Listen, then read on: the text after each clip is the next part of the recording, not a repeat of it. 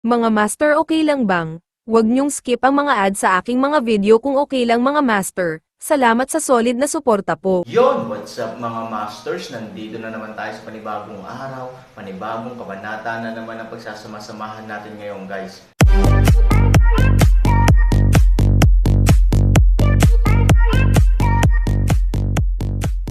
Bali mga masters, kung bago ka pa lang po sa aking YouTube channel, please click the subscribe button, lalong-lalo na po yung notification bell guys, para maging connected pa rin tayo sa isa't isa at maging updated kayo sa mga susunod ko pang video.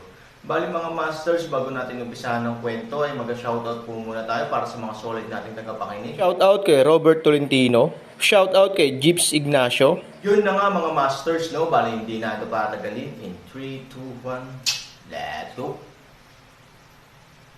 Nang lumingon si Aaron sa pagkakataong ito, tumingin siya sa magandang tanawin sa ilalim ng lupa at biglang sumimangot. Oo, nang hindi pinansin ni Aaron ang sexual na kahalayan, natigilan siya nang makitang ang kagandahan sa kasalukuyan ay hindi lang kasing simple ng kagandahan, ngunit mas parang isang pagpipinta. Isang pagpipinta na binubuo ng lahat ng nakapalibot na mga eksena. Kung gagamit ka ng malawak na pangitain, maraming kumpol ng mga bulaklak at shrub ang talagang malapit na pinagdugtong sa isa't isa, na nagsasama sa iba pang mga piraso ng nakapalibot na landscape. Sa oras na ito, bumubuo sila ng isang malaking ulo ng unggoy. Ang mga bulaklak ay mata, ang mga palumpong ay dalawa, at ang dalawang pinakalabas na puno ay parang tainga. Sa gitna at ibabang lugar, may ihip ng batis na parang bahagyang ngising bibig ng unggoy. This is, the Jade Monkey smiled gently and finally said, akala ko hindi mo mahahanap. Dito ako magpapalipas ng gabi. Bigla naman itong tinignan ni Aaron. Sa oras na ito, biglang naunawaan na pagkatapos ng mahabang panahon, ang Jade Monkey ay hindi nakakagiling ng kanyang pasensya dito, hindi rin dahil ito ay nagtagal sa magagandang tanawin. Siya ay naghihintay para sa kanyang sarili upang matuklasan ang sikreto. Sa pag-iisip nito, parehong nagulat at nagkasala si Hansani, at itinuring ang iba bilang atay at baga ng asno. Ngunit ano ang ibig sabihin ng isang malaking larawan ng ulo ng unggoy? Si Han Sanchen ay nagmamasid ng mabuti at tiniyak na hindi makaligtaan ang bawat sulok. Bigla niyang itinoon ang kanyang mga mata sa mga hayop na naglalaro sa gubat, mga paro-paro at bubuyog na lumilipad mula sa mga bulaklak. Kung ang utak ay isang maliit na abstract upang obserbahan sa oras na ito ay nakasalalay upang makahanap ng isang ganap na naiibang eksena. Ito ay 6 na array. Biglang sumimangot si Aaron. Malumanay na ngumiti ang Jade Monkey at hindi ito itinanggi. Ngunit hindi ito isang nakulong na array, ngunit ito ay isang array na nagtuturo sa mga tao na lutusin ang array. Biglang lumingon si Aaron at tumingin sa Jade Monkey. Nakangiti pa rin ang Jade Monkey, ngunit sa pagkakataong ito ay bahagyang ibinuka niya ang kanyang bibig, dahil ito ay upang turuan ka ng array, bakit hindi mo pagmasdan at pag-aralan ng mabuti, ngunit puntahan mo ako. Bakit? Ang aking mukha ay nagtuturo sa iyo kung paano matuto ang array at sirain ang array. Nang marinig ang mga panunuya na ito, hindi nagalit si Aaron. Sa halip, mabilis niyang itinoon ang mga mata sa field matapos itong mapaalalahanan. Pagkatapos, mabilis niyang naalala ang buong mapa sa kanyang isipan, at pagkatapos ay pinagsama-sama ang mga direksyon ng maliliit na hayop, paro-paro at bubuyog sa mga linya na iginuhit sa mapa para sa maingat na pagmamasid. Ito ay isang paraan ng pag-aaral ng Aaron. Naniniwala rin siya na ang pag-aaral sa pamamagitan ng pag-uulat ay ang pinakatangang pag-aaral, at ang epekto ay kadalasang doble ang resulta sa kalahati ng pagsisikap. Tanging kapag naiintindihan natin ang kakanyahan ng mga gawain at nakuha ang prinsipyo nito, madali nating malulutas ang lahat ng iba pang mga bagay. Tanging kapag natututo tayo para sa ating sariling paggamit, maaari nating lubusang makabisado at mailapat ang ating natutunan, at kumpletuhin ang katulad na halimbawa ng pagguhit ng mga hinuha mula sa isang pagkakataon. Makalipas ang halos 1 oras, biglang pumikit si Han Sanchen at tumingin sa Jade Monkey, mayroong 6 na arrays na nakatago sa loob, pero sorry sa kakulangan ko ng talent. Hindi ko pa nakikita ang 6 na arrays na ito, kaya panipi. Gustong malaman ni Han Sanchen kung anong uri ng array ang mga array na ito na hindi pa niya nakikita at kung anong papel ang ginagampanan ng mga ito. Pagkatapos ng lahat, Ang mga bagay na ito ay hindi makikita sa walang kabuluhan, hindi ba? Ngunit hindi ko alam na nagsimulang magsalita si Aaron. Lumingon ang Jade Monkey at tumingin kay Aaron na tarante siya at sinabing, dahil paulit-ulit mong sinasabi na hindi mo ito nakita, ngayon mo lang ba nakita? Ikaw. Ang Aaron ay direktang natalo hanggang sa hindi makapagsalita. Look at the sky. It's getting late for you to see the array. I'm still asking some nonsense here to delay time. Nagbitaw ng salita ang Jade Monkey, tumalikod at naglakad pababa ng bundok. Ang Aaron ay lubhang nalulumbay. Ilang beses na siyang natalo ng unggoy at walang masabi. Nakakita na siya ng mga unggoy at kapag nakakita siya ng mga unggoy na naglalaro ng mga tao. Gayunpaman, nalulumbay, sinundan pa rin ni Aaron ang mga hakbang ng Jade Monkey at dahan-daang naglakad pababa ng bundok. Makalipas ang ilang sandali, bumalik sila sa dating kagubatan ng prutas, at ang isang grupo ng mga unggoy ay masayang naglalaro. Napakasaya ng eksena. Ang Jade Monkey ay hindi tumigil o bumalik sa lumang puno ng peach. Sa halip, nilampasan niya ang lumang puno ng peach at naglakad patungo sa mababang bundok sa likuran. Ano ito? Bagamat nalilito siya, nagmadali si Aaron na mag-follow up. Matapos maglakad ng halos ilang milya, ang tunog ng lagaslas ng tubig ay naging mas nakakagulat. Matapos dumaan sa huling kagubatan, isang tao at isang unggoy ang dumating sa mga master. Okay lang bang? Huwag niyong skip ang mga ad sa aking mga video kung okay lang mga master. Salamat sa solid na suporta po. Sinulyapan ni Aaron ang talon. May isang madilim na lugar sa talon, na nagpapakita na mayroong isang kuweba na parang pag-iral sa likod ng talon. Ngunit dahil lamang sa pagkakaroon ng kuweba, ang Aaron ay labis na nalito at walang magawa. Hindi mo ba sasabihin sa akin na ang kuweba mo ay tinatawag na kuweba ng Shuilien? Hindi ko akalain na ang bundok mo ay parang bundok ng wagwo. Mapait na ngumiti si Aaron at umiling. Sinabi ko bang Shuilien Cave ang tawag dito? Sinabi ko bang Wagwo Mountain ang tawag dito? Papasok ka ba o hindi? Gabi na. Walang magawang itinaas ni Aaron ang kanyang mga mata at tumingin sa langit.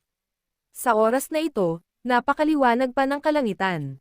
Hindi naman maaga. Mag-delay man siya ng 4 o 5 oras, hindi naman magdidilim. Gayunpaman, nang makitang ang Jade Monkey ay halatang hindi nasisiyahan sa kanyang mukha, si Aaron ay masyadong tamad na makita ang parehong kasama niya. Tumanggaw siya at diretsyong lumipad papunta sa talon. Mahigit 30 metro ang taas ng talon, ngunit wala pang 2 metro ang dilim sa gitna. Apektado ng lokasyon, ang mga alon ng tubig na bumabagsak sa itaas ay halos umabot sa kanilang pinakamataas na lakas. Ang mabilis na pagbagsak lamang ng daloy ay tumatama sa iyong kamay, na kasing sakit ng pagbagsak ng mga bato. Bukod dito, ang buong talon ay mukhang ordinaryo, ngunit sa katunayan mayroong isang napakalihim na takip ng enerhiya dito. Ilang beses sinubukan ni Aaron, ngunit sa tuwing madampi lang ang kanyang kamay sa ibabaw ng talon, ang buong magulong talon ay biglang huminto, at ang lahat ng tubig ay napalitan ng solidong yelo. Ang solidong yelo ay halos kalahating metro ang kapal, at may bilog na enerhiya sa panlabas na layer bilang proteksyon. Mukhang hindi madaling sirain ito ng direkta sa malupit na puwersa. Nang umatras si Hansani, ang talon ay bumalik sa normal sa isang iglap, at ang daloy ng tubig ay mabangis. Tumingin pabalik si Aaron sa Jade Monkey ng kakaiba. Nakatayo pa rin ito doon. Mahina niyang inaabangan ang sarili, at tila may bakas ng pangungot siya sa mukha. Kahit minamaliit ito ng mga tao, masyado itong mababa ang tingin ng unggoy. Sa isang bahagyang pag-urong, ang Aaron ay hindi nagmamadaling umatake. Sa halip, pagkatapos umatras, muli niyang sinuri ang hugis at sukat ng buong talon. Ilang sandali lang, ang mukha ni Aaron ay nagpakita ng nakaka-relax ng ngiti, at pagkatapos ay muli siyang lumapit sa talon. Mabilis na bumalik si Han sa gitna ng talon pagkatapos ng 3,000. Sa oras na ito, ganap na malinaw ang Aaron tungkol sa kung ano ang 6 na hanay na dinala sa kanya ng Jade Monkey sa tuktok ng bundok.